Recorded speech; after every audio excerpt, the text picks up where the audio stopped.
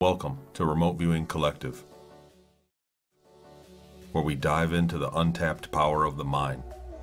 Remote viewing is a technique that lets you access information beyond your senses, seeing things, places, and even moments you never physically experienced. Whether you're curious or a skeptic, join us as we explore the mysteries of consciousness and the possibilities within.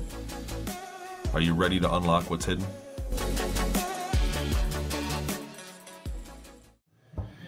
Hello. Today it's a special day. I made a target for my friend about the remote viewing. What they discovered, it's amazing. And today I will share what they found. Veronica, thank you for doing this remote viewing for us. It's very important to myself and to my friend Jean-Charles. What did you get? This is the remote viewing Talks with Tony remote viewing form. Yes. Tell us about what you got. Okay, there's a lot. There's a lot of data that came in. I didn't even have enough pages. The first impressions after I drew the ideogram here, I usually get impressions of of emotions, or if there is a target, what they're feeling. So this came in a wave. So whoever was involved in this event or whatever I'm looking at, the emotions that came in were really the feeling of shock and awe, unbelievable, a change of history, high energy. There's some adrenaline as well. And breathing, so the breathing was heavy from adrenaline, but also later I felt the breathing was because the air was different. There was a thick quality to the air. There was some moments of crying, like a joy, like a tears of joy, and also like a pit in the stomach. There was some element of whatever I'm looking at, that it's a copy or like a twin of something else, or like a different version.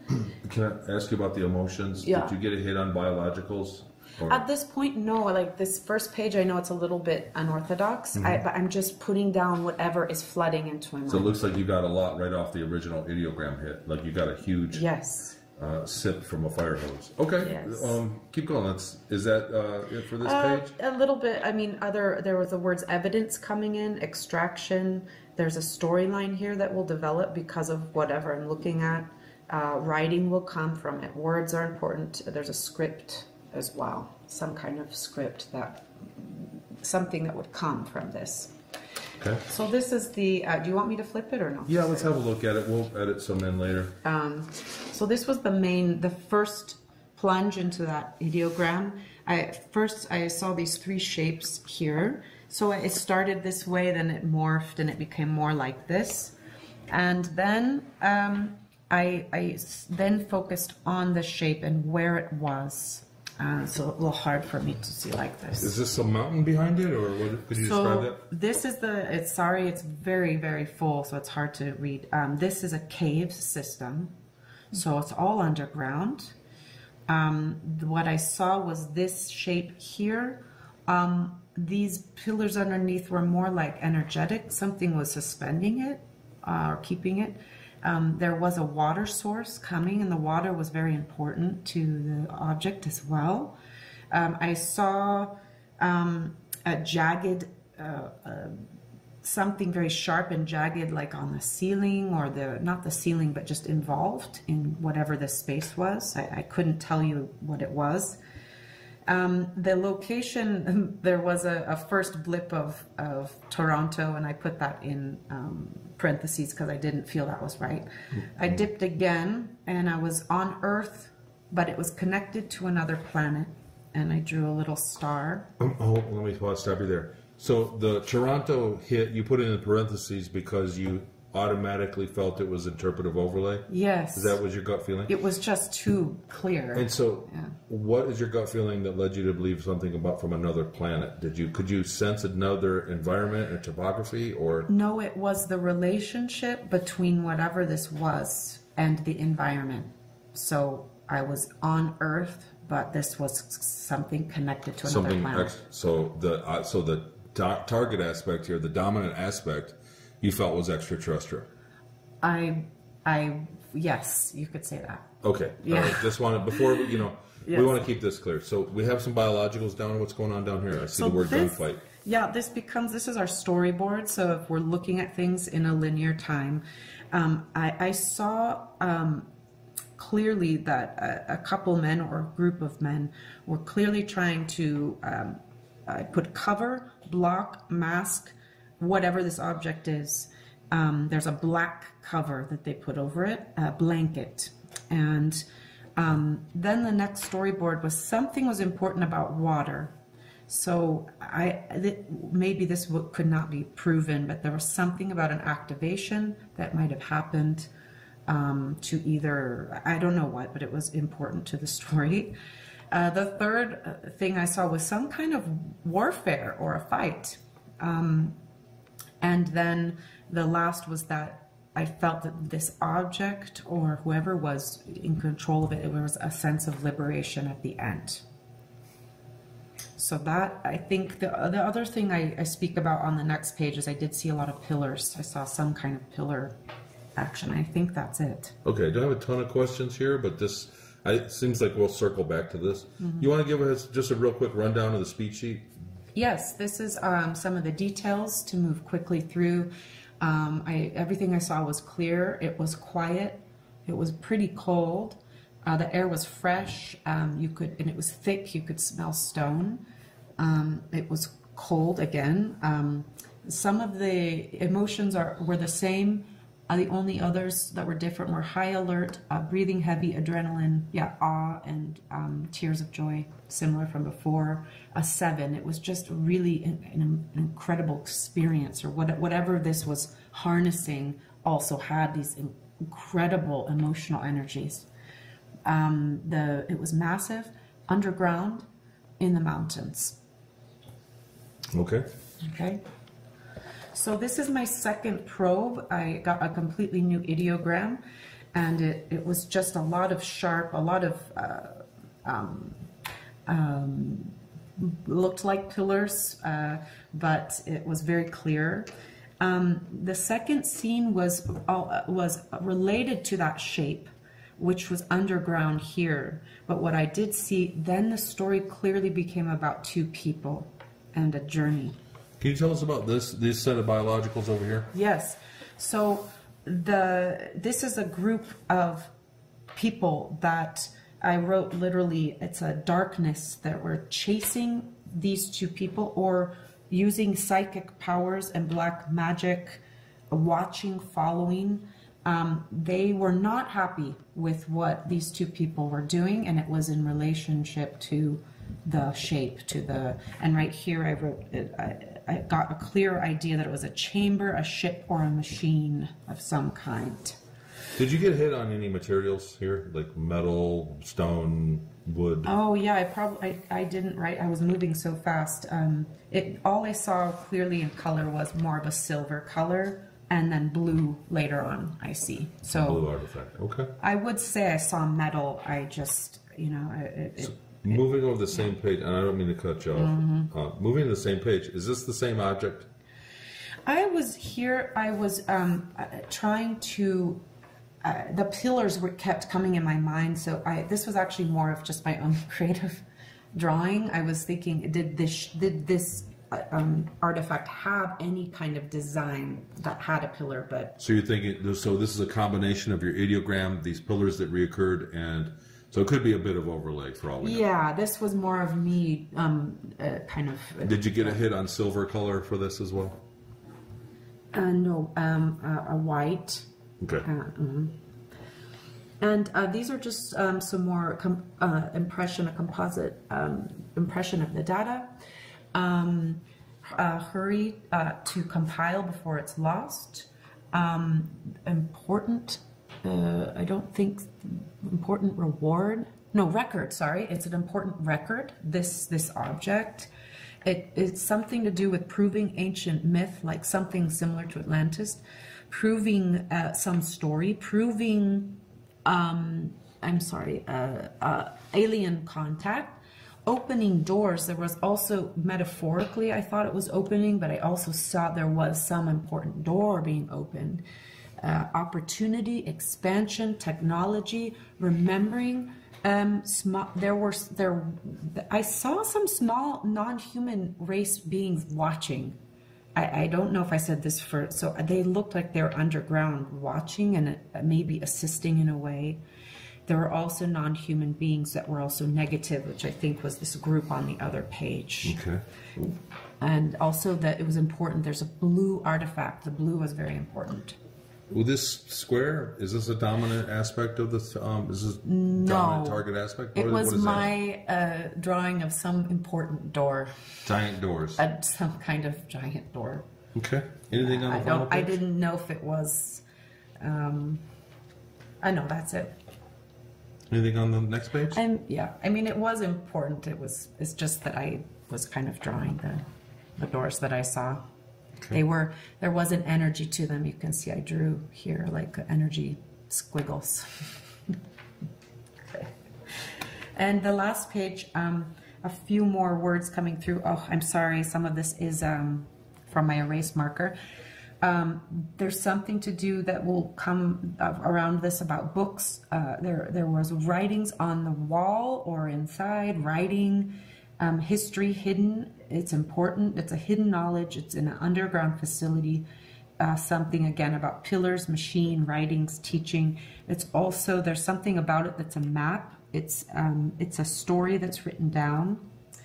The last part, I probed into the two beings that were at the top of the mountain, wondering what was drawn. I was drawn to look at their relationship, and it looked like they had a history. They had a feeling like they were siblings, or they were very, very close, like siblings would be. This is just saying I couldn't tell the sex because there was something not clear about that for me, if they were a man or woman. And I have some descriptors here. But what was interesting was their story for me. And it was, the energy was very, very deep and very old. And it's words came through like, I'll find you, reconnection, deep story, heal, had to separate, and they were lost, but they had to find each other. The mission became complicated. There was something that interfered.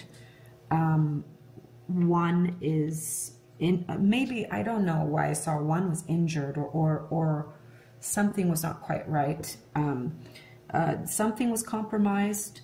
Something wasn't supposed to happen. So there was like a mission, but it felt like something happened where they really had to change the timeline.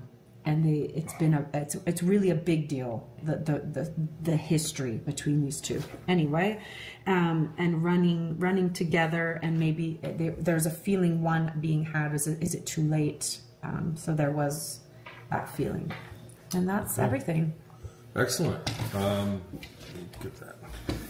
Excellent work, Veronica, as usual. My pleasure. Thank you, Jean-Charles. Real quick, so let's have a look at the envelope and see what the target was. You want to see? Yes.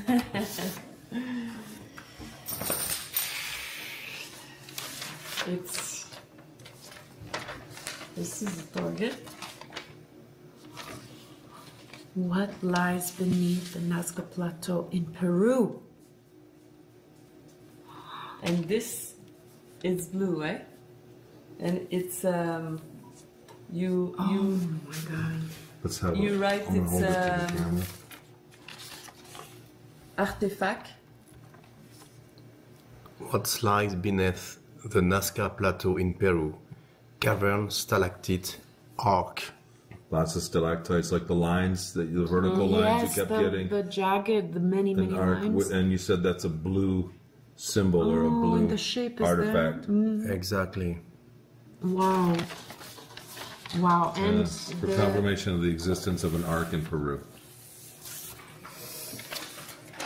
Right. We'll look at mine next. And now, very important. This is the information after my teleportation. You can read, please. On the night of October 12th, 2024, when I lay down, I felt a strange sensation, like a sudden call.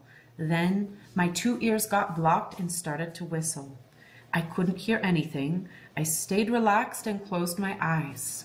I could feel all the beats of my heart, and I could hear the flow of my blood like a stream running through my veins. I opened my eyes and found myself in space, all silent except for my heartbeat and breathing. In front of me was this magnificent sight, the Earth, our beautiful blue planet, luminous and majestic. I was floating, and I was getting closer to this beautiful turquoise sphere showing the continents. It was magnificent. The whistling in my ears was amplifying, and as I got closer, I could see the luminous blue ocean. I was in the Caribbean Sea. It was the continent of Latin America. I recognized Brazil, but the whistle was pointing me in another direction, further to the left. It was a desert. I was getting closer, and I could see lines of light pulsating.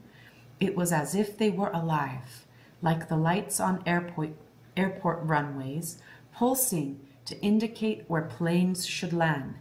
I got closer and entered the ground. It was dark, and I suddenly arrived in an immense cavern. There were stalactites and a sort of large emerald-colored underground lake, and something luminous was shining at the bottom of the lake.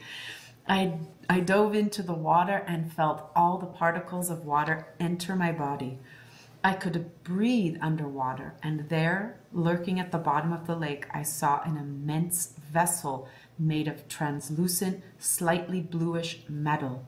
The whistling had stopped, as if my presence had stopped it. There was a symbol on the vessel, representing a circle that spread outward from the center like a wave.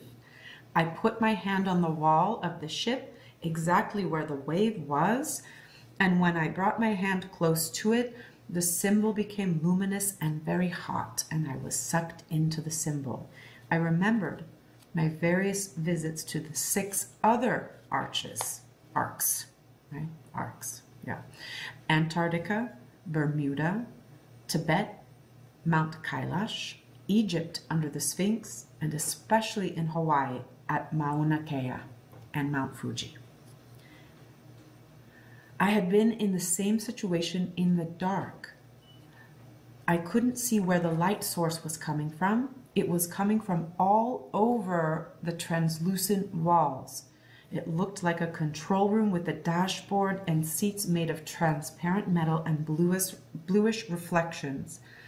The dashboard had crystals of different sizes and colors. In the center of the room, on the ceiling, there was a huge bubble of blue light that glistened like water in the sun. It was a portal, like in the other arcs. I put my hand close to it, and a swirl of light resembling the symbol on the ship began to spin clockwise, emitting a sound identical to that of a crystal bowl, and I was sucked into this bubble. I found myself in front of stringy beings of light, and I heard in my head, "Be welcome, Chaska." Chaska, yeah? Not Shaska, but Chaska. Yeah, Chaska.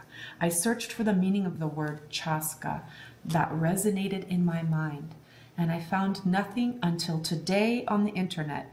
In fact, Chaska means shining star in the ancient Peruvian language. This ancient language was called Quechua and was spoken by the Incas and still is today. Quechua? We'll see each other again. I felt myself being pulled backwards, and I opened my eyes in bed with tingling in all of my limbs, as if my cells were bubbling and replenishing. I asked Victor what was happening to me, and he said, when you were younger, you used to teleport yourself physically. But it's different. Your ability has evolved. You are able to project your cells to another place by duplicating yourself at the molecular level. You project your energy and your atoms elsewhere, and you can interact with matter. In short, you split yourself physically with all the advantages that this entails. But your original envelope remains in place. You feel the same things, and you're visible and palpable to people who see you and interact with you. Remember, in France, people saw you and took you in their arms and spoke with you while you were at a family meal. You were in two places at once. And remember what Dan Winter said. You have an uncommon ability. You can change your vibratory frequency and project it thanks to your aura and your unique gamma waves, which have been measured, and you yourself are a Stargate. And I said, oh, right. So I can go wherever I want? And Victor says, yes, but be careful where you go, because you're really there. I had my explanation, and indeed, it was logical. Now, after you read that, what do you think about your remote viewing and the link with I have to look again, just because it's incredible that I felt right away what perhaps Jean-Charles might have felt when he was there. Can you imagine seeing these things? I mean, you'd feel shock and awe. You would feel like this unbelievable anytime if you were to see any arc at any moment, right, you'd feel these things, you know. Also, the thick air immediately hit me. The breathing was different because of the quality. Yes, and all the adrenaline and moving. I find it interesting, I just realized that there's a copy, or that there are other versions involved. And indeed there are, right, all over the earth. I thought that was very interesting. And to see it clearly, the shape was the most important part of the entire reading, was that shape. And it started as a little acorn, and it morphed as I kept looking at it. Yeah, I can't believe it. I can't believe to see it so clearly. and the cave? Same. Yes. And and I don't know if it was suspended, but I saw that. It was the energy. And this is really incredible. Yes. And that we're also on Earth, but this is all connected to another planet or another something from not on Earth. This is a different story, which I think we'll get into at another time. But this was a story of us being prevented by a group of people that did not want me or anyone else to remote view this for Jean-Charles. So we'll dive more into that with Tony. But it's really incredible to see. And I loved this target because I could see what Jean-Charles, now I understand, I'm seeing exactly, I got to see what he got to see. So it was like I was really there. You know, it really was tremendous. The other thing I didn't mention, there was a little hole here with two people coming down. And I didn't know if that was Jean-Charles and another person, or if this was perhaps a hole that one of our remote viewers made for me to go through, which we'll go through again. And these, again, are the same details. And what's interesting is then the second story of what was happening it looks, as Jean-Charles describes, what happens to the people who are viewing this, and this attack of some group to keep this entire process from happening.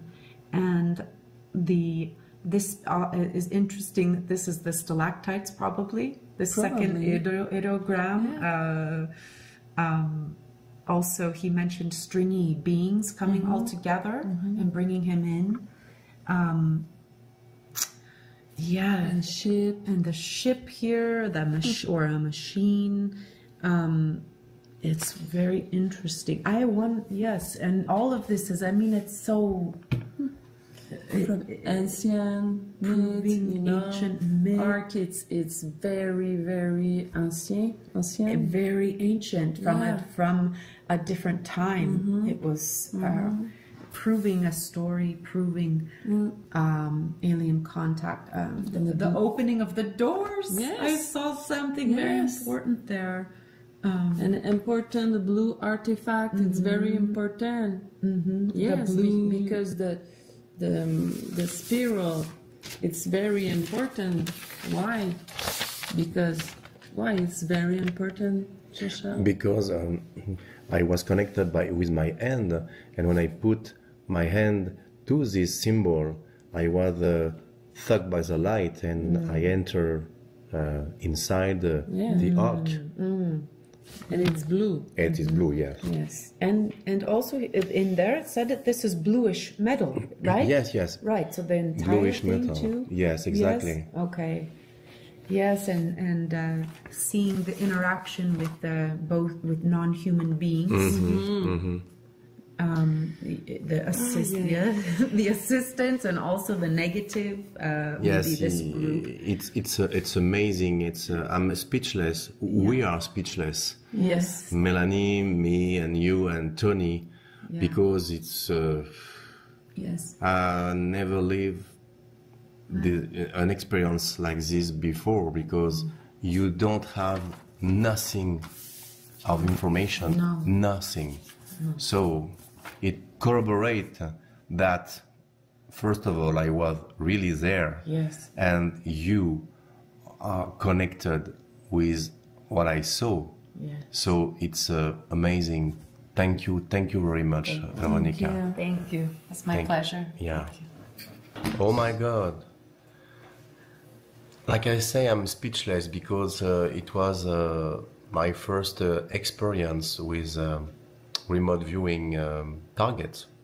And I would like to thank you again, Veronica and Tony, for this amazing work. Thank you very much, and see you soon for a new arc, maybe. Welcome to Remote Viewing Collective, where we dive into the untapped power of the mind. Remote viewing is a technique that lets you access information beyond your senses, seeing things, places, and even moments you never physically experienced. Whether you're curious or a skeptic, join us as we explore the mysteries of consciousness and the possibilities within. Are you ready to unlock what's hidden?